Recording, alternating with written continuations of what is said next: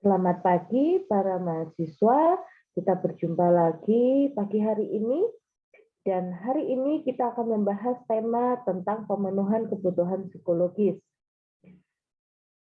Semoga video ini nantinya akan membantu kalian di dalam lebih memahami tentang bagaimana kita sebagai pendidik mampu membantu memenuhi kebutuhan psikologis pada peserta didik kita. Baik, saya akan share untuk PPT materi hari ini. Nah, di sini judulnya adalah bagaimana kita nantinya bisa memenuhi kebutuhan psikologis peserta didik. Kita pahami bahwa setiap manusia pasti punya kebutuhan, ya. Kita pasti punya kebutuhan baik secara fisik maupun secara psikis. Oke. Kalau kita melihat di sini, ya, apa sebenarnya kebutuhan psikologis itu?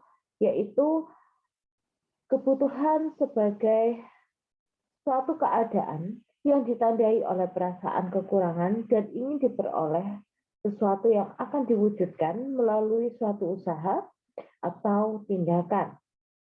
Secara praktis, kebutuhan bisa kita pahami sebagai segala sesuatu yang bersifat vital yang diperlukan demi kelangsungan hidup.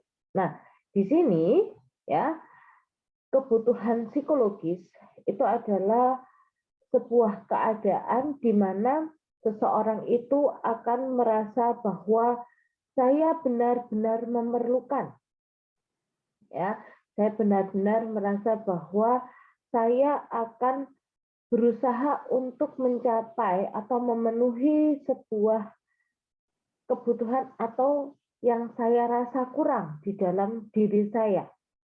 Nah, itu adalah kebutuhan psikologis. Dan kebutuhan ini merupakan sesuatu yang penting, ya, dan diperlukan bagi kelangsungan hidup kita sebagai manusia tentunya. Nah, sama halnya dengan kebutuhan fisik sebenarnya, ya, sandang, pangan, dan papan yang kita pahami itu akan mempengaruhi keberlangsungan kehidupan kita. Ya, misalnya ketika kita merasa lapar, maka kita akan berusaha untuk mencari makanan sehingga rasa lapar kita bisa teratasi dan kita tidak lagi merasa kelaparan dalam waktu-waktu tertentu. Nanti bisa jadi setelah 6 jam kita merasa lapar kembali, seperti itu. Nah, di sini kebutuhan psikologis pun, ya, ketika seseorang itu merasa bahwa ada yang kurang di dalam diri saya, sehingga saya akan berusaha untuk memenuhi setiap kebutuhan atau rasa kurang di dalam diri saya, seperti itu. Ya, nah, kita melihat, ya, bahwa setiap manusia itu pada dasarnya punya dua macam kebutuhan. Nah, apa saja? Kebutuhan fisik, ya, sandang, pangan, dan papan, serta kebutuhan psikologis, kebutuhan untuk disayang, kebutuhan untuk diterima, gitu ya, kebutuhan untuk diakui. Nah, kebutuhan untuk merasa nyaman itu merupakan kebutuhan, contoh-contoh kebutuhan psikologis. Nah, ketika kita berbicara tentang kebutuhan fisik, sandang, pangan, dan papan contohnya, itu merupakan hal-hal yang relatif mudah untuk dipenuhi. Kenapa? Gitu ya. Ketika kita merasa lapar, simpelnya ya kita membuat makanan. Ketika kita merasa letih, gitu ya, lelah, ngantuk, ya kita istirahat, seperti itu. Secara fisik, ya. Ketika misalnya mungkin pakaian kita sudah rusak, ya kita butuh untuk membeli pakaian lagi dan itu terlihat gitu ya bahwa pakaiannya rusak. Nah, itu adalah kebutuhan fisik. Bahwa kebutuhan fisik itu terlihat dan lebih mudah, ya, relatif lebih mudah untuk dipenuhi, seperti itu. Ya, manusia butuh tempat tinggal. Nah, ketika dia tidak punya tempat tinggal yang layak, maka dia akan kesulitan untuk beristirahat, gitu ya, tidak punya tempat untuk berteduh. Nah, di situ berarti dia butuh yang namanya papan atau tempat tinggal atau rumah seperti itu. Sedangkan untuk kebutuhan psikologi sendiri itu seringkali tidak terlihat dan membutuhkan effort atau dukungan yang lebih untuk memenuhinya. Ya, bahwa ketika kita bicara tentang kebutuhan psikologis itu sendiri, ya, ketika misalnya manusia butuh untuk merasa nyaman di sebuah lingkungan, maka lingkungan itu harus menciptakan kondisi di mana anak tersebut bisa merasa nyaman dengan bagaimana misalnya sang guru memperlakukan dia, bagaimana teman-temannya bisa menerima dia. Nah, sehingga dia bisa merasa nyaman dan anak itu pun juga berusaha untuk beradaptasi dengan kondisi lingkungan tersebut. Berarti di situ ada upaya lebih dan dukungan dari lingkungan. Nah, itu contoh misalnya rasa nyaman, ya. Nah, kebutuhan fisik ini dan kebutuhan psikis harus sama-sama terpenuhi secara seimbang sehingga seseorang dapat bertumbuh dan berkembang dengan optimal, ya. Jadi kebutuhan fisik dan psikis ini harus sama-sama terpenuhi dengan seimbang. Tidak bisa hanya salah satunya. Sehingga di situ diharapkan ketika kebutuhan fisik dan kebutuhan psikis sudah terpenuhi, maka pertumbuhan, perkembangan seseorang itu bisa berjalan secara seimbang. Secara fisik misalnya dia punya tempat tinggal yang baik gitu ya, lalu bisa makan dan minum yang cukup ya, lalu punya pakaian yang paling tidak layak ya. Lalu orang tua juga memperlakukan dia dengan baik. Nah, sehingga dia merasa nyaman, merasa aman di rumah, dia merasa diterima. Sehingga antara fisik dan psikis ini akan terpenuhi secara seimbang.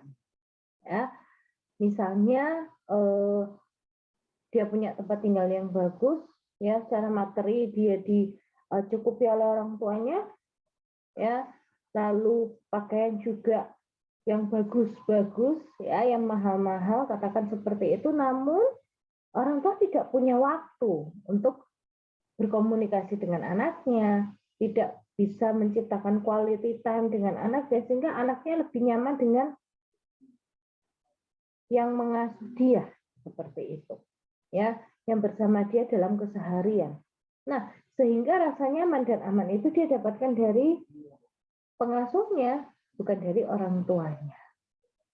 Nah, sehingga ya hubungan antara anak dengan orang tua itu pasti tidak seharmonis antara hubungan dia dengan pengasuhnya. Dan itu bisa jadi bahwa pemenuhan kebutuhan psikologis dari orang tua tidak sepenuhnya terpenuhi. Nah, seperti itu sehingga terjadi ketidakseimbangan, ya.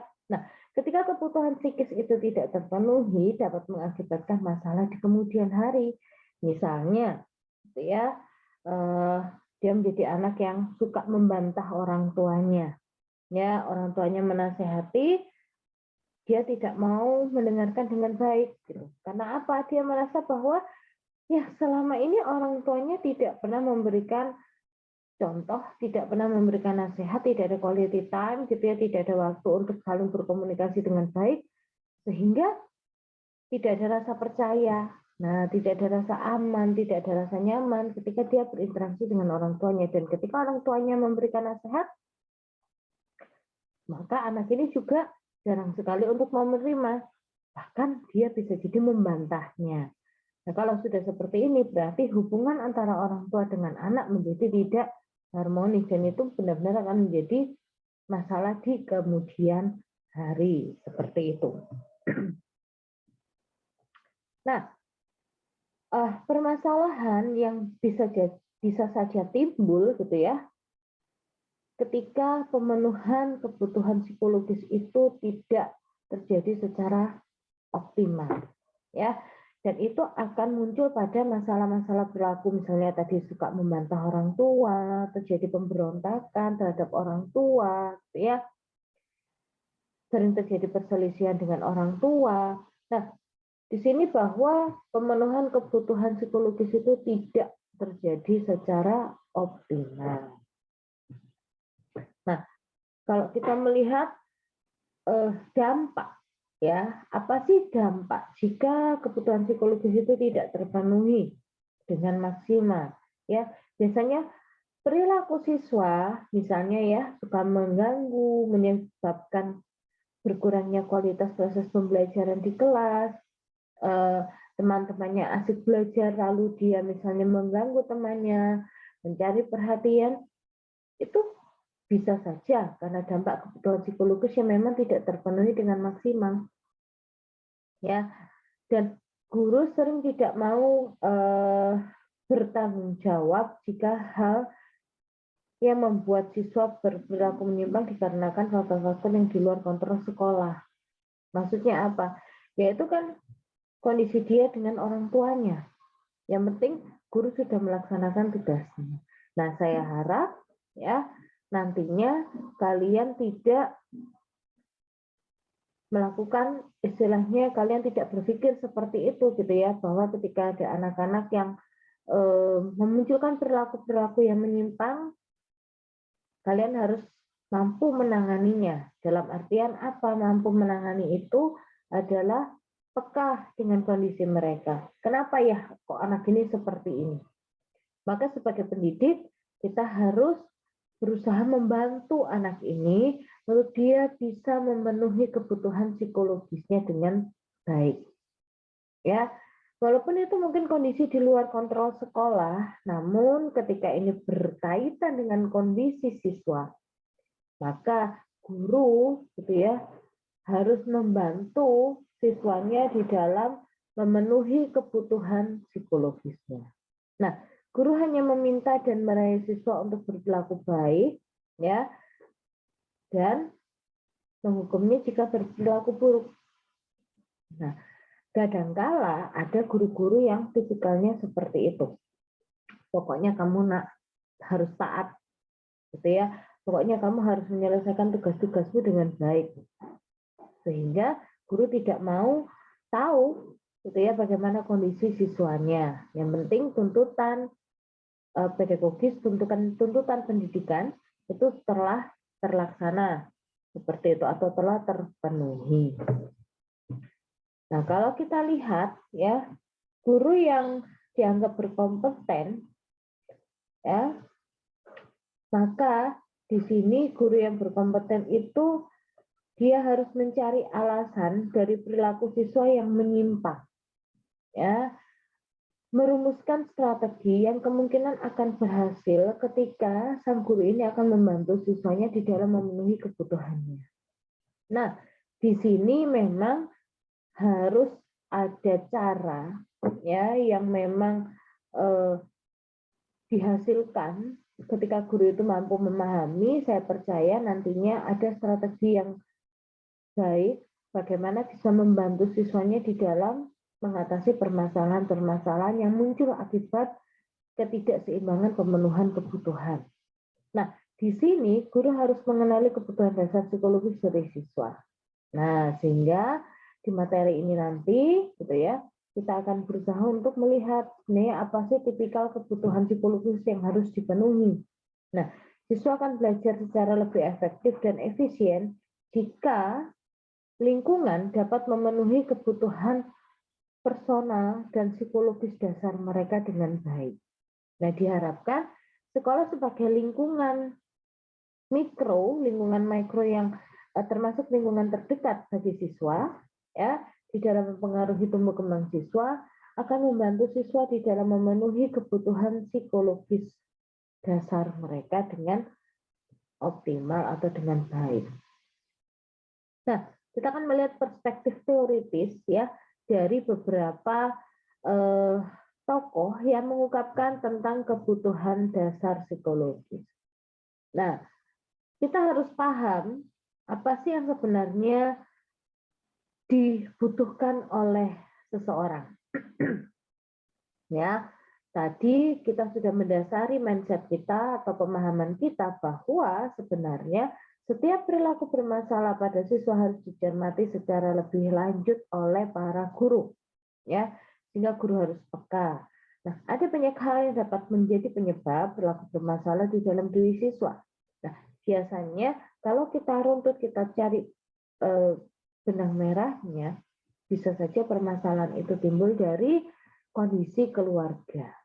Nah, sehingga ini harus kita cari akar permasalahannya itu apa, walaupun bisa jadi tidak selalu gitu ya. Karena permasalahan di dalam keluarga bisa jadi karena pengaruh teman sebayanya atau teman yang biasa bermain dengan dia. Ya. Nah, salah satu penyebab yang cukup besar pengaruhnya adalah belum terpenuhinya kebutuhan psikologis dasar pada siswa tersebut. Nah, sehingga dia akan berusaha terus untuk memenuhi kebutuhannya, gitu ya. Namun kadang-kala kan anak itu belum terarah dengan baik bagaimana saya bisa memenuhi kebutuhan tersebut, sehingga dia akan mencari caranya sendiri, ya. Nah, ketika caranya tepat, maka pemenuhan itu akan terjadi dengan tepat. Tetapi ketika pemenuhannya tidak tepat, malah menjadi sebuah pelampiasan, khawatirnya itu akan menjadi atau menimbulkan sebuah masalah di kemudian hari, ya. Nah, sebagai seorang guru, kita harus berusaha memahami dan memenuhi ya kebutuhan psikologis siswa tersebut, dan ada beberapa tokoh yang menjelaskan tentang kebutuhan psikologis seseorang. Kita melihat tokoh yang pertama yang terkenal dengan teori hierarchy of needs, ya, yaitu adalah Abraham Maslow.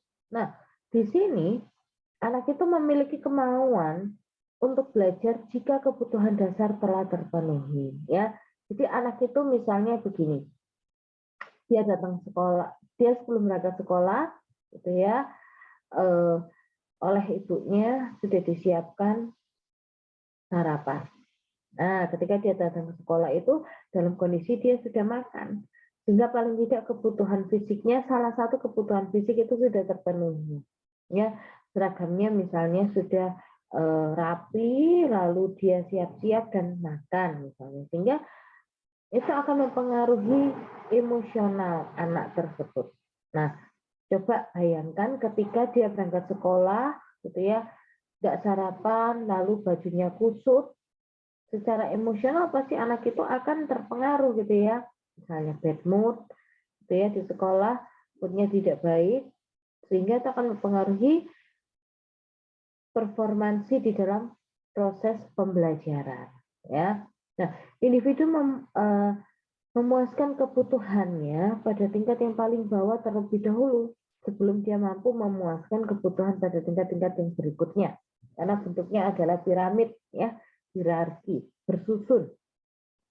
Nah, pemuasan berbagai kebutuhan didorong oleh kekuatan, yakni motivasi kekurangan atau defisiensi motivation. Maksudnya apa? Motivasi kekurangan ini adalah ketika di dalam dirinya itu ada rasa kurang, rasa ingin memenuhi, sehingga dia akan termotivasi untuk memenuhinya, ya. Dan growth motivation, motivasi untuk terus mengembangkan kebutuhan psikologisnya. Nah, ini adalah gambaran dari hierarchy of need, ya. Yang paling bawah adalah kebutuhan fisiologis. Nah, kebutuhan fisiologis ini ya sandang pangan papan, gitu ya, lalu buang air kecil, buang air besar, bernafas, dan lain-lain. Nah, ini yang berkaitan dengan fisikal kita, ya, diri kita secara fisik. Nah, kalau kebutuhan fisik ini sudah terpenuhi, misalnya tadi anak itu sudah makan, bajunya sudah rapi, gitu ya, berberes dirinya sudah benar, sudah baik, dia sudah mandi dengan bersih, maka itu akan mempengaruhi rasa amannya dia, ya. Dia akan merasa aman, dia akan merasa nyaman dengan dirinya, maka dia pun bisa beradaptasi dengan lingkungan dengan baik. Dia akan siap untuk berangkat ke sekolah. Nah, sesampai di sekolah, misalnya kebutuhan sosialnya, dia bermain dengan teman, bertemu dengan teman-temannya, dengan guru-gurunya, dia akan berinteraksi dengan baik, dia akan bermain bersama, gitu ya, belajar bersama, mengerjakan tugas bersama.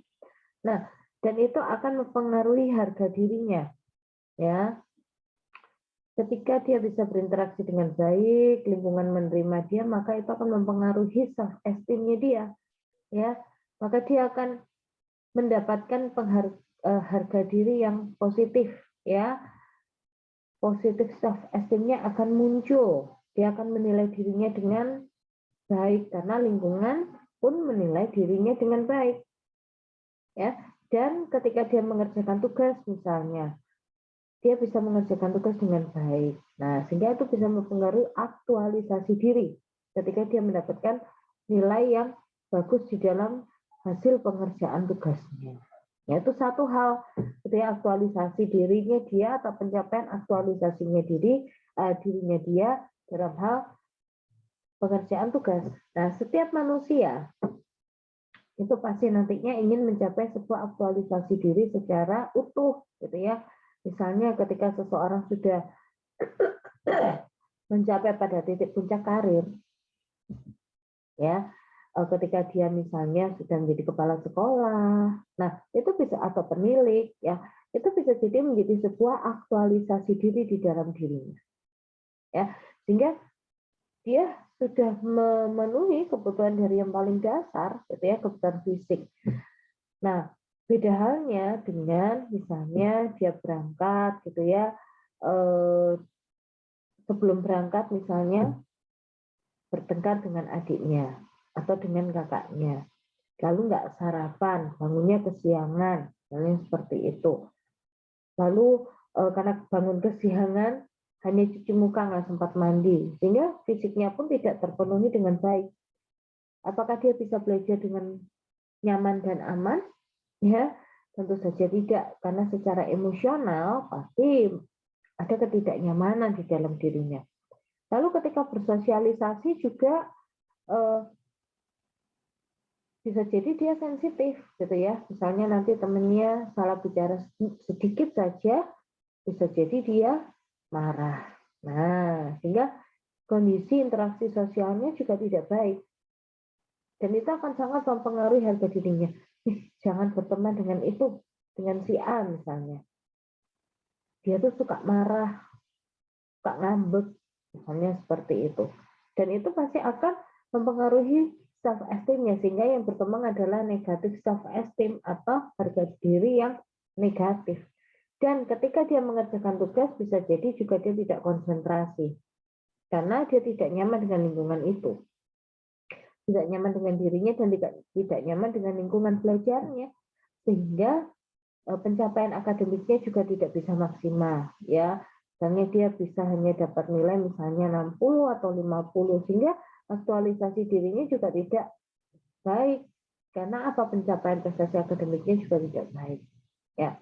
Nah, itu contoh, ya, bahwa dari kebutuhan yang paling dasar ketika itu terpenuhi, maka sampai ke aktualisasi itu juga akan lebih mudah terpenuhi dengan baik. Tetapi kalau dari yang paling dasar saja kita tidak bisa memenuhi dengan baik, maka sampai ke aktualisasi juga akan sulit untuk bisa terpenuhi dengan maksimal. Oke. Nah, selanjutnya ya, manusia ini akan berusaha untuk memenuhi kebutuhan dasarnya secara bertahap. Nah, itu kalau menurut Abraham Maslow ya, jadi mulai dari secara fisik, fisiologi sampai ke aktualisasi diri. Nah, pemenuhan sebuah kebutuhan akan mendatangkan kepuasan di dalam diri seseorang. Misalnya dia sudah mandi, sudah bersih, sudah rapi bajunya, ya, pakai seragam rapi, lalu dia sudah misalnya makan. Nah, maka itu akan mendatangkan kepuasan. Ketika dia merasa puas, pasti akan mempengaruhi kondisi emosional. Kondisi emosional pasti akan mempengaruhi kondisi dia akan ketika bersosialisasi dan berinteraksi. Ya, nah kebutuhan secara otomatis akan membentuk kepribadian seseorang. Ya, ketika dia sudah terpenuhi kebutuhan fisiknya, maka dia akan merasa aman dan nyaman dengan lingkungan. Dan itu akan membentuk pribadi yang lebih stabil. Seperti itu. Nah, yang kedua adalah Rudolf, ya, Rudolf Dreikurs.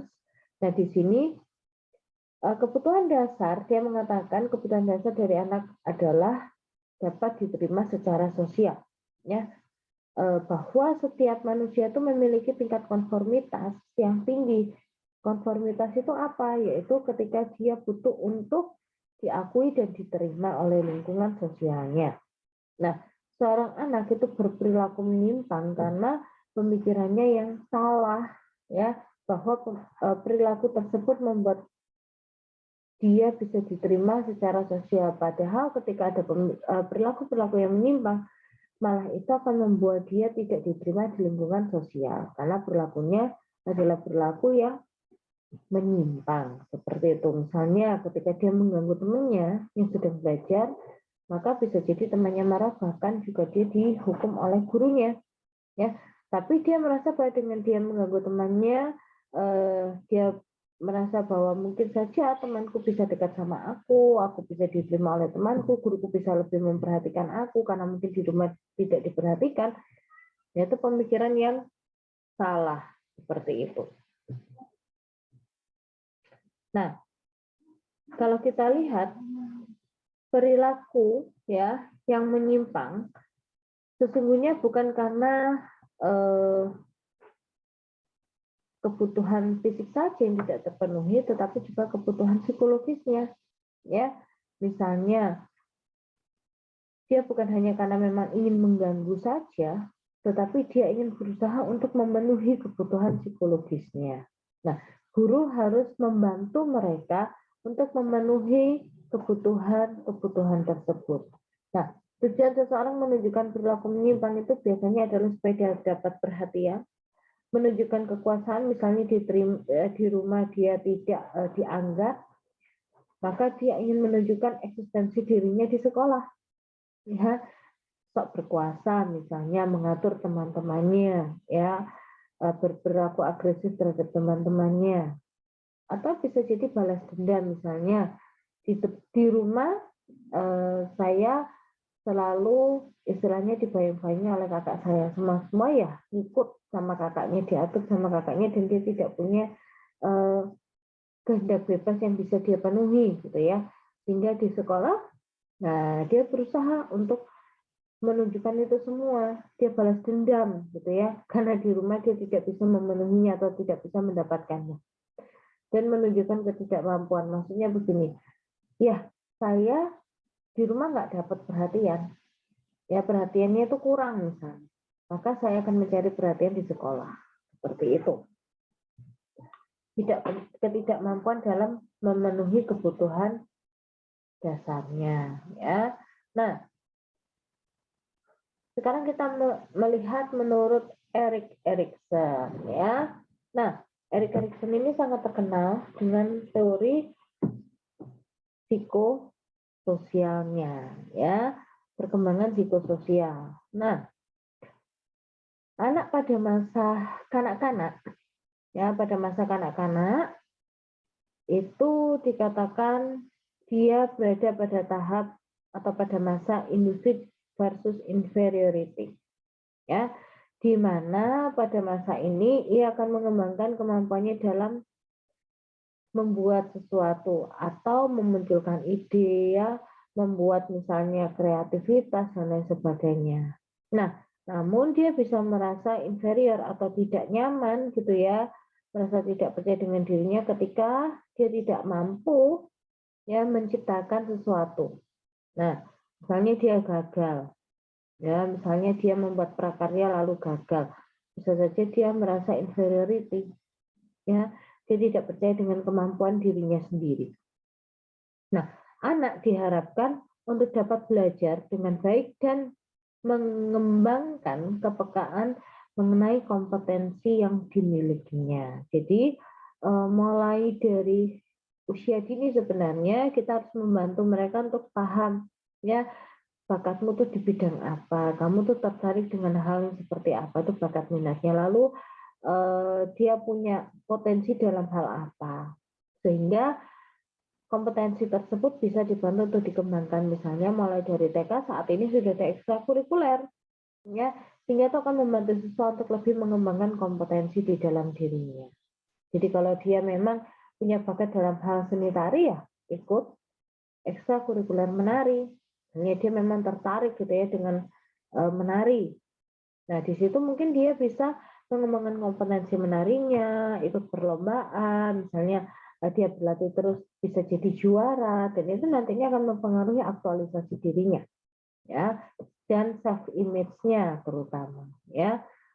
Nah, kenapa sih gitu ya guru itu harus memahami ya perkembangan kebutuhan di dalam diri seseorang. Nah, dan bagaimana guru itu mampu memahami? Yang pertama adalah memahami setiap instruksi di dalam pembelajaran. Nah, ketika guru memberikan instruksi, memahami pekerjaan yang diminta, maksudnya adalah memberikan penugasan, memberikan instruksi, guru harus akan menilai ya apakah siswa tersebut mampu memahami setiap penugasan yang diberikan atau setiap instruksi yang diberikan atau tidak.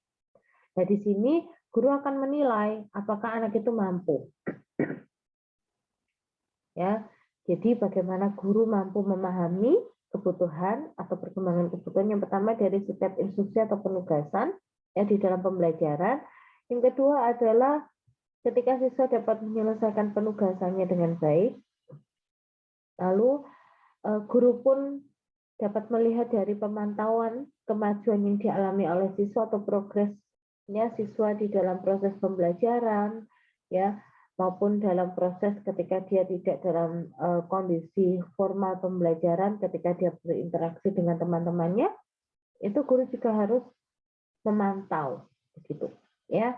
Jadi dalam kondisi formal maupun non formal, ya, akademis maupun non akademis. Nah, menerima umpan balik positif dari orang lain atas upaya dan pencapaian mereka. Nah, misalnya ketika siswa gitu ya mendapat penghargaan dari guru-guru yang lain mungkin atau dari orang lain, nah di situ guru akan memahami, oh ternyata anak ini telah mampu memenuhi kebutuhannya dengan baik, seperti itu. Wah, bagus ya hasil anyamannya, atau bagus ya hasil lukisannya, atau kamu anak yang baik ya, kamu mau membantu temanmu, misalnya seperti itu. Nah, itu adalah umpan balik positif gitu ya, bisa berupa pujian, hadiah, penghargaan yang memang membantu kita untuk melihat, oh ternyata anak ini telah terpenuhi kebutuhannya dengan cukup baik. Nah, sekarang kita melihat tokoh selanjutnya adalah William Glasser, ya. Dia mengatakan bahwa setiap perilaku manusia adalah upaya untuk memuaskan kebutuhannya dan terdiri dari 5 kekuatan yang disebut sebagai kebutuhan dasar. Nah, William Glasser ini mengungkapkan ada 5 kebutuhan ya, basic needs dalam diri seseorang. Yang pertama adalah kebutuhan untuk dikasihi atau dimiliki, ya, self belonging. Nah, love and belonging. Ya, di situ bagaimana dia butuh untuk dihargai, respected, ya, kebutuhan untuk friendship, diterima oleh temannya, ya, memiliki teman yang cukup dekat dengan dia, ya, kebutuhan untuk bisa dia berbagi. Nah, ya, itu love and belonging. Nah, kebutuhan power, kekuasaan, dia butuh untuk sukses, ya. Seseorang itu butuh untuk dia mampu menyelesaikan setiap pekerjaannya dengan baik, ya. Kebutuhan untuk dia orang lain merasa bahwa dia itu penting gitu, bagian yang penting, misalnya ketika mengerjakan tugas bersama gitu ya, kamu kerjain yang ini ya, merasa bahwa memang dia dibutuhkan oleh lingkungan, ya. Nah, kebutuhan untuk berprestasi, nah, achievement, ya. Lalu kebutuhan untuk fun, ya, kebutuhan untuk merasa senang. Nah, di sini adalah dia harus bisa merasa enjoy dengan kondisinya. Berarti apa? Dia mampu menerima kondisi dirinya dan juga lingkungan. Nah, seperti itu. Ya. kebetulan dia bisa enjoy di dalam sebuah pembelajaran, menerima sebuah perubahan, ya, dance, lalu survival. Nah, kebutuhan untuk dia bisa bertahan dari segi misalnya kesehatan, gitu ya, apalagi misalnya dalam kondisi pandemi seperti ini. Nah, dia harus bertahan supaya dia tetap sehat, gitu ya, tidak mudah sakit. Nah, dia harus bisa mengatur pola kebutuhan fisiknya juga, misalnya tidur dengan cukup, makan yang cukup, gizi seimbang, misalnya seperti itu. Dia butuh relaksasi, nah sehingga otot-ototnya tidak menjadi tegang, gitu ya. Ketika dia rileks, merasa rileks, maka dia akan lebih tahan, gitu, lebih survive, ya. Kebutuhan untuk memiliki hubungan yang intim atau hangat. Nah, maka itu akan membuat dia menjadi lebih survive, punya kekuatan yang lebih, gitu ya. Lalu kebutuhan untuk freedom, nah bebas, ya. Siapa sih, gitu ya, yang ingin dikekang? Ya, setiap manusia itu punya free will atau kehendak bebas. Nah, freedom di sini intinya apa? Ada kesempatan dia untuk memilih, ya, diberi kesempatan untuk bebas memilih. Ada orang yang mengatakan bahwa hidup itu adalah pilihan, ya, seperti itu. Maka anak itu harus diajarkan ketika dia sudah memilih, dia bertanggung jawablah dengan pilihannya. Nah, seperti itu.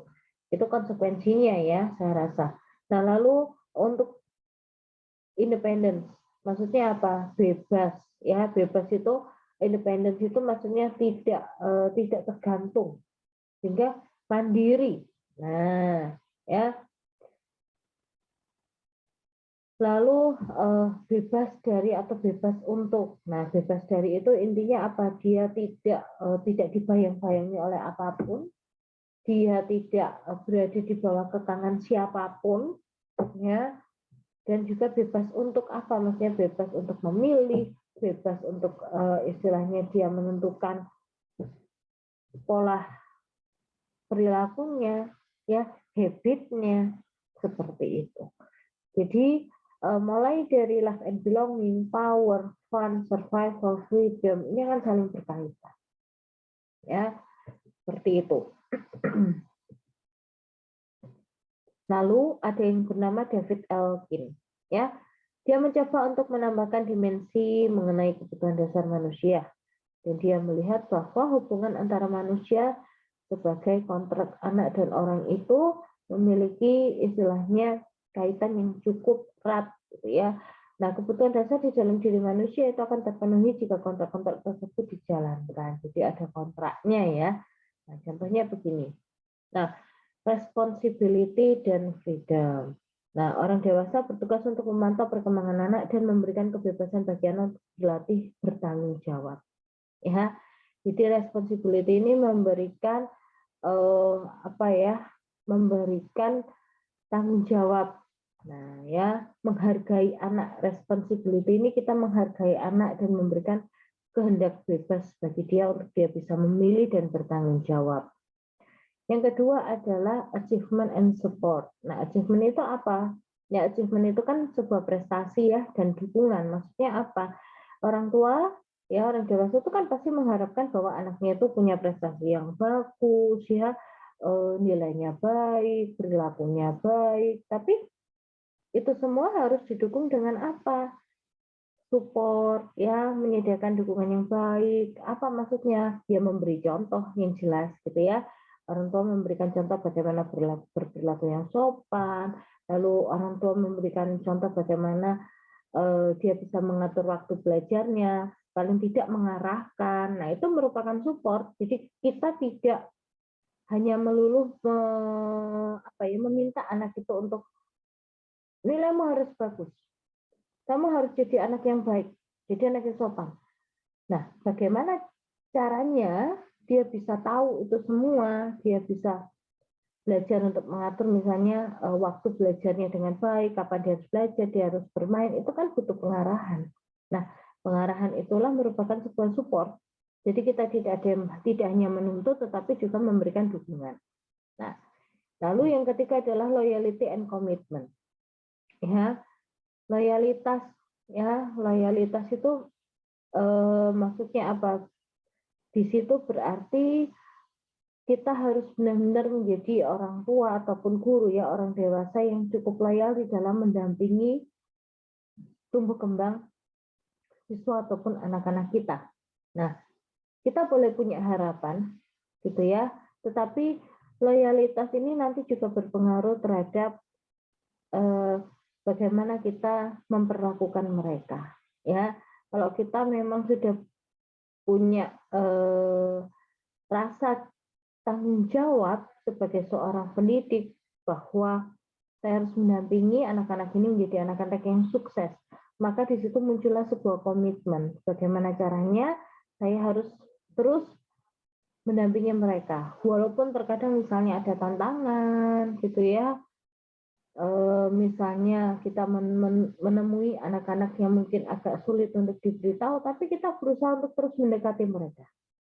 Nah, di situ berarti loyalitas kita sebagai pendidik itu akan teruji, gitu ya, teruji oleh waktu, ya, dan akan terlihat bagaimana upaya kita, walaupun kadang kita capek, tapi kita berusaha misalnya, oh anak ini kayaknya kurang nih, karena saya memang berkomitmen, ya saya loyal, lalu saya berkomitmen dalam membantu anak ini, maka oke, setelah jam pulang sekolah saya akan punya jam khusus untuk membantu anak ini supaya dia lebih memahami materinya.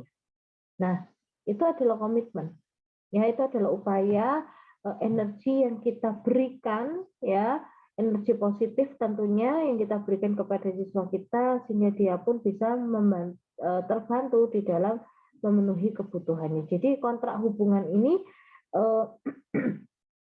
mulai dari yang pertama kita menghargai dan memberikan kebebasan, lalu kita punya harapan dia bisa punya prestasi yang baik, lalu kita juga memberikan dukungan, tidak hanya menuntut gitu ya, lalu kita juga loyal di dalam mendampinginya, istilahnya kita memberikan waktu kita, tenaga kita gitu ya, tanpa harus misalnya memperhitungkan gitu ya, lalu kita juga komit, maka dengan 3 hal ini diharapkan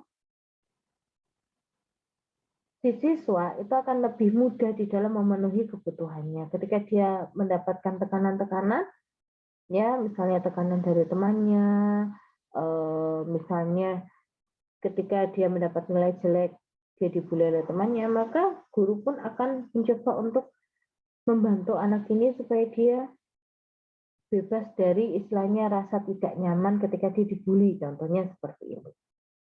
Nah, ketika siswa mengalami tekanan, maka kebutuhan dasar psikologi juga tidak akan terpenuhi dengan baik. Nah, jadi jangan sampai itu ya guru menimbulkan tekanan berlebih pada anak. Ya, malah guru harus membantu ketika anak dalam kondisi tertekan, guru harus membantu supaya siswa itu keluar dari rasa tertekannya. Seperti itu. Ya, contohnya ketika dia mendapat nilai yang jelek, pasti kok ada rasa bersalah, guilty feeling gitu ya di dalam dirinya. Dan ada rasa penyesalan. Nah, guru, bagaimana caranya guru tidak hanya menuntut pokoknya kamu harus dapat nilai yang baik, tetapi ketika anak itu dapat nilai yang jelek, guru pun harus membantu ya anak ini untuk segera beregulasi. Dalam artian, oke, sekarang kamu dapat nilai yang jelek. Nah, yuk kita berusaha supaya di kemudian hari next kamu mendapat nilai yang lebih baik seperti itu. Gimana caranya? Yuk kita belajar sama-sama, belajar lebih tekun, gitu ya. Apa yang tidak dipahami tanya sama Bu Guru atau Pak Guru sehingga nantinya bisa lebih mudah memahami seperti itu. Nah, John Lipsytz ya, dia punya teori social factor theory. Nah, apa yaitu teori faktor sosial? Nah, ketika orang dewasa itu sering gagal memahami, contohnya misalnya remaja ya, yang melahirkan sejumlah perilaku yang tidak produktif, maka itu akan menimbulkan mindset misalnya, wah anak itu nakal ya, anak itu nggak bisa diatur, ya, berarti itu gagal di dalam memahami kan begitu, sehingga itu akan memunculkan perilaku-perilaku yang tidak baik ya, tidak produktif itu maksudnya perilaku-perilaku yang menyimpang itu akan semakin menjadi. Ya, misalnya anak-anak yang ikut dalam gangster-gangster seperti itu, gitu ya. Kenapa sih kok mereka itu terus berkutat di situ? Karena bisa jadi orang itu memberikan label. Nah, ya, ini juga berkaitan dengan label, misalnya, oh kamu anak nakal, maka dia akan semakin menjadi seperti itu. Nah, lingkungan sekolah itu harus dikembangkan untuk kebutuhan perkembangan remaja yang lebih kondusif, gitu ya. Nah, John Lipsytz ini memang dia lebih terfokus kepada remaja. Nah, kenapa? Bahwa di dalam teori sosial factor ini dia melihat bahwa faktor lingkungan sosial itu emang sangat pengaruhnya sangat besar dan sumbangsinya cukup besar gitu ya di dalam pemenuhan kebutuhan psikologi seseorang. Nah, yaitu ada beberapa kebutuhan human need yang diungkapkan ya, kebutuhan keragaman. Nah, ya, jadi remaja itu harus dia harus bisa gitu di dalam mencoba beradaptasi dengan kondisi keberagaman yang ada. Ya, kebutuhan untuk kesempatan eksplor dirinya, ya, eksplorasi diri itu dalam hal apa? Mampu peka, mampu memahami dirinya, tahu potensi, tahu kelemahannya dia, seperti itu, ya. Kebutuhan untuk berpartisipasi dan bermakna. Nah, jadi diberi tanggung jawab, ya, diberi penugasan, lalu di situ dia akan merasa bahwa oh ternyata saya dibutuhkan. Nah, ini berpartisipasi dan bermakna. Misalnya siapa yang hari ini menjadi pemimpin, leader of the day. Nah, setiap anak misalnya bergiliran bergantian ya, itu dia akan merasa bermakna. Nah, kebutuhan untuk berinteraksi sosial positif dengan teman, yang membangun kondisi interaksi yang bagus, kebutuhan aktivitas fisik yang cukup, misalnya olahraga yang cukup, gitu ya, kebutuhan kompetensi dan prestasi, ya, dia tahu kompetensinya, lalu mengembangkan kompetensinya, dan dia akan berprestasi pada bidang tertentu. Kebutuhan struktur dan pembatasan yang jelas. Nah, dikatakan di situ bahwa remaja itu butuh ya namanya batasan-batasan ya. Jadi remaja itu tidak hanya butuh misalnya diberi kehendak bebas, gitu ya, dibebaskan tidak, tetapi tetap dia butuh namanya pembatasan sehingga dia tahu gitu, oh batasan saya itu sejauh ini. Ketika saya melampaui batas, maka bisa jadi menimbulkan masalah baik pada diri saya maupun pada lingkungan. Seperti itu, ya.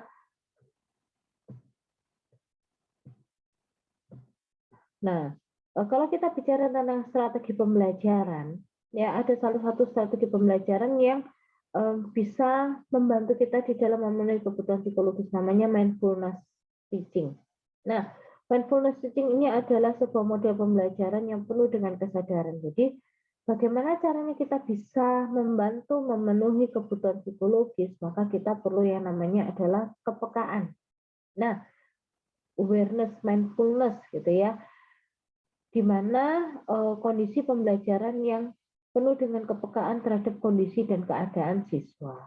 Nah, mindfulness ini memang pertama kali dikemukakan oleh seorang atau yang bernama John Kabat-Zinn, gitu ya, dan dia memang biasa menggunakan teorinya di dalam penelitian yang terfokus pada kondisi-kondisi klinis, gitu ya, misalnya orang-orang yang cemas, ya, orang-orang yang memang butuh kesadarannya ditingkatkan, seperti itu. Nah, ketika kita mau menerapkan mindfulness on education atau mindfulness teaching, maka ini berfokus kepada dampak mindfulness di dalam pendidikan, yaitu untuk meningkatkan kesejahteraan secara umum. Ya, berdasarkan penelitian Chang, gitu ya, bahwa ketika lingkungan itu dapat membantu siswa untuk memenuhi kebutuhannya dengan baik, dengan penuh kesadaran, itu akan meningkatkan kesejahteraan psikologis dari siswa. Nah, di sini bahwa mindfulness teacher gitu ya, itu harus seperti apa. Nah, mindfulness teacher itu adalah punya kesadaran akan dirinya secara utuh, ya, bahwa sebelum dia peka atau tahu memahami kondisi siswanya, maka dia harus sadar dengan kondisi dirinya dulu. Nah, maka guru itu diharapkan secara personal dia sudah memiliki self image yang baik, kebutuhan fisik dan psikologisnya sudah terpenuhi dengan baik, ya, maka kondisi sang guru menjadi lebih stabil. Nah, ya, mampu menyesuaikan diri dengan lingkungan, dengan kondisi muridnya, ya. Kenapa sih banyak guru yang merasa stres, ya, memilih tidak lagi menjadi guru? Nah, karena dia tidak bisa menyesuaikan diri dengan kondisi siswa yang memang beragam. Yang dihadapi adalah siswa dengan kondisi yang beragam, dengan cara pemenuhan kebutuhan yang bisa saja berbeda-beda. Nah, mampu memelihara komunitas di mana anak dapat berkembang secara akademik, emosional, dan sosial. Jadi tidak hanya akademik tetapi juga non-akademik. Berkembang menjadi guru yang profesional, ya, dan membantu memenuhi kebutuhan psikologi siswa. Ada beberapa prinsip di dalam mindfulness teaching, yaitu, ya, compassion and judgment. Jadi guru itu harus sadar akan panggilannya sebagai seorang pendidik, sehingga guru itu mengembangkan compassion-nya. Compassion itu apa sih? Penuh kasih. Jadi memperlakukan anak itu dengan penuh kasih, ya. Berulang kali saya mengatakan bahwa ada asa, asi, dan asuh. Ya, tidak hanya kita mengasah pemahaman, tetapi kita juga memperlakukan, ya, dan juga mengasuh mereka, mendidik, ya, membimbing, mengarahkan mereka dengan penuh kasih. Tidak tidak menjudge atau menjustifikasi atau menghakimin mereka atau melabel mereka, ya. Jangan ada penghakiman, ya, misalnya, oh kamu nggak bisa, ya, anak yang bodoh, misalnya seperti itu. Jangan ada penghakiman seperti itu. Karena apa? Ketika terjadi namanya penghakiman, itu akan menghambat kreativitas siswa. Nah, itu akan istilahnya membuat proses pembelajaran menjadi stagnan atau berhenti. Karena apa? Dia tidak akan mampu memunculkan ide-ide yang baru. Ya, dia tidak akan berani mencoba melaksanakan aktivitas-aktivitas pembelajaran dengan baik. Karena dia sudah dilabel. Karena itu akan mempengaruhi mindset. Jadi ketika kita melabel, maka itu akan membentuk mindset dan self image di dalam diri anak tersebut. Oh iya ya, saya ini bodoh, saya nggak bisa. Nah, seperti itu. Ya, atau kamu anak yang nakal, ya, seperti itu. Ya, di dalam pembelajaran, guru harus memahami individual differences. Jadi bagaimana caranya supaya kita tidak menjustifikasi anak atau tidak menghakimi, maka kita harus paham bahwa setiap anak itu unik, punya kondisi-kondisi yang berbeda. Ya, itulah individual differences. Nah, bahwa guru itu menyadari bahwa masing-masing anak itu memiliki kebutuhan psikologis yang bisa saja berbeda-beda tahapannya atau tarafnya yang harus dipenuhi. Ya. Nah, yang kedua adalah responsif, not reaktif. Ya, kita harus responsif. Responsif itu apa sih? Peka. Ya.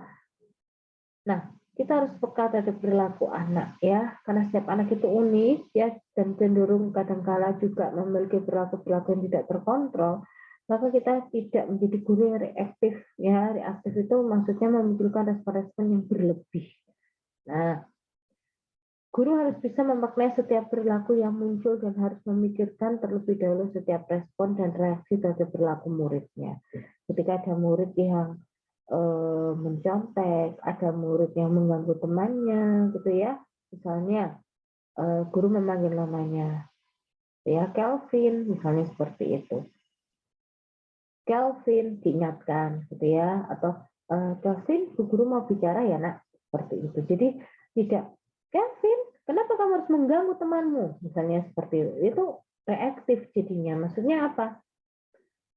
respon yang berlebihan itu akan mempengaruhi perilaku siswa nantinya, ya, dan mempengaruhi kondisi emosional jelasnya. Nah, jangan terlalu cepat bertindak tanpa berpikir terlebih dahulu. Kenapa ya kok anak itu mengganggu temannya? Kenapa sih anak ini kok begini? Sambil kita mengingatkan supaya perilaku itu juga tidak terus berlangsung, tetapi juga kita mencari penyebabnya apa. Setiap perilaku, setiap permasalahan atau perilaku bermasalah itu pun pasti ada penyebabnya, seperti itu. Ya, baik itu dari rumah, dari lingkungan keluarga maupun mungkin dari lingkungan teman sebayanya.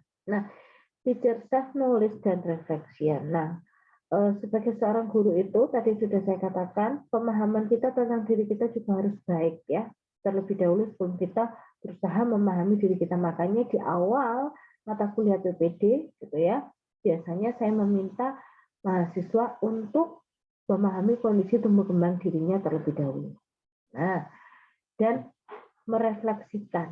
Nah, ya guru itu harus paling tidak setiap 2 hari sekali atau bahkan lebih baik gitu ya setiap hari melakukan refleksi gitu.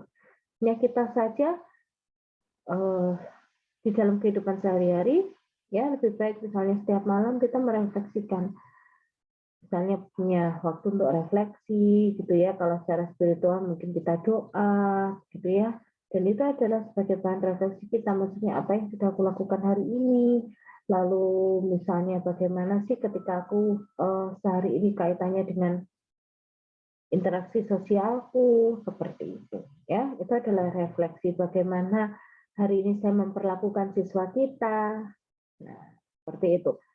Nah, ketika berinteraksi dengan anak-anak, guru harus melakukan refleksi yang mendalam. Ya, refleksi itu juga kaitannya dengan selain merefleksi diri kita juga merefleksi murid kita. Misalnya tadi ya, kenapa sih kok anak itu berperilaku seperti itu? Apa yang sebenarnya terjadi? Nah, bagaimana kaitannya dia dengan orang tuanya, hubungan dengan orang tuanya. Misalnya kita bisa melakukan home visit sehingga refleksi ini menjadi lebih sempurna.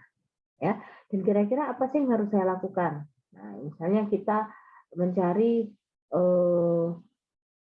sumber-sumber terkait gitu ya. Kenapa sih kok menurut saya misalnya kok terlihat itu aktif sekali gitu ya. Tapi aktifnya tuh kok kayaknya terlalu berlebihan. Misalnya kita mencari, kita googling tentang hiperaktif, lalu kita tanya gitu ya ke para ahli, misalnya psikolog atau siapa gitu ya, yang kira-kira menurut kita paham tentang hal-hal seperti ini. Lalu kita mencari kira-kira apa sih itu ya yang harus saya lakukan. Nah, kita mencari ilmu gitu ya. Bukan hanya ilmu tetapi kira-kira mencari ilmu terapan. Nah, kira-kira apa sih yang harus saya lakukan? Implementasinya sejauh apa? Ya. Lalu yang kelima adalah mindful interpretation of student behavior. Nah, ya, interpretasi yang penuh dengan kesadaran. Ya, ada attribution and dialectical thinking. Nah, di dalam memahami perilaku seorang anak atau kebutuhan anak, maka guru harus berpikir secara atribusi dan dialektik. Nah, berpikir secara atribusi dan dialektik ini adalah berpikir secara analitik. Ya, pahamilah dengan sungguh-sungguh, gitu ya, dengan penuh kesadaran apa yang menyebabkan perilaku itu muncul dan dianggap aneh atau berbeda dari anak-anak pada umumnya. Nah, di sini maka guru akan membangun pemahaman secara komprehensif, yang mencari kira-kira kenapa, hubisi, tanya orang tuanya, wawancara dengan guru-guru yang lain juga, misalnya menggali informasi, yang nantinya akan berdampak kepada bagaimana dia memperlakukan muridnya. Jadi tidak mudah untuk menjustifikasi.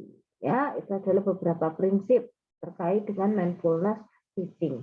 Nah, apa sih impact atau dampaknya ya? Menjadikan anak untuk lebih siap belajar. Karena apa? Lingkungan yang memperlakukan dia dengan penuh kesadaran. Sehingga dia akan lebih siap di dalam mengikuti proses pembelajaran. Ya, menunjukkan hasil belajar atau prestasi akademik yang bagus, tentunya meningkatkan perhatian dan daya konsentrasi dia di dalam mengikuti pembelajaran. Anak menjadi tidak cemas ketika mengikuti pembelajaran, ya, tidak was-was, meningkatkan partisipasinya, jadi dia menjadi lebih aktif, active learner, ya, dia tidak pasif, tidak takut mengungkapkan idenya, tidak takut berinteraksi, tetapi dia menjadi anak yang lebih aktif gitu ya. Dan dia cenderung untuk aktifnya itu lebih kepada partisipasi di dalam pembelajaran. Bu guru, saya boleh bantu, atau Bu guru saya boleh menggambarkan di depan. Nah, itu partisipatif, ya, aktif partisipatif. Nah, menurunkan tingkat stres pada siswa, misalnya ketika mungkin gitu ya, dia dapat nilai yang jelek, guru tidak menjustifikasi dia, tetapi guru lebih memotivasi dia. Nah, mengembangkan perilaku prososial dan hubungan yang sehat, ya, jelas hubungan sosialnya menjadi lebih bagus, membantu memenuhi kebutuhan psikologis siswa, dan membantu meningkatkan kesejahteraan secara menyeluruh. Nah, impact bagi guru itu apa? Gitu ya. Meningkatkan konsentrasi dan kesadaran guru terhadap kondisi siswa, lingkungan belajar siswa, seperti itu. Dan dia akan lebih konsen di dalam mengajar. Ya, meningkatkan kepekaan terhadap kebutuhan siswa, meningkatkan kestabilan secara emosional, ya, karena kesadarannya juga meningkat, membantu mengatur stres atau stress management dan menurunkan tingkat stres pada guru. Ya, jadi misalnya ketika menghadapi siswa-siswa yang punya perilaku-perilaku yang khusus, ya, yang kita anggap menyimpang, guru tidak mudah stres, tapi guru lebih mampu mengatur stresnya, ya, sehingga secara emosional menjadi lebih stabil.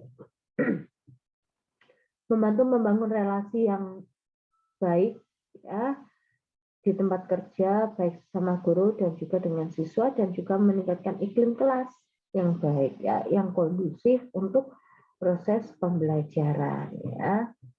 Nah, membantu membangun kesejahteraan untuk semuanya, baik bagi guru maupun bagi siswa. Nah, kesimpulannya dari materi hari ini bahwa setiap manusia itu pasti kok memiliki kebutuhannya, tadi fisik ada psikis. Nah, tidak terkecuali bahwa semua peserta didik juga memiliki kebutuhan psikologis yang berbeda-beda. Guru dan orang tua ini harus memahami kebutuhan psikologis peserta didik dan membantu memenuhi kebutuhannya, ya, kebutuhan psikologisnya. Nah, kebutuhan psikologis yang dapat terpenuhi dengan baik dapat membantu optimalisasi tumbuh kembang peserta didik, ya. Jadi tidak hanya dalam hal akademik, tetapi juga dalam hal non akademik. Baik, demikian untuk penjelasan materi tentang pemenuhan kebutuhan psikologis pada peserta didik. Saya harapkan video penjelasan ini mampu membantu kalian di dalam lebih memahami bagaimana ada kebutuhan-kebutuhan yang harus dipenuhi gitu ya pada diri siswa, dan nantinya kita bisa membantu semaksimal mungkin ya di dalam memenuhi kebutuhan psikologis pada diri siswa kita. Baik, tetap semangat dan salam sehat untuk semuanya.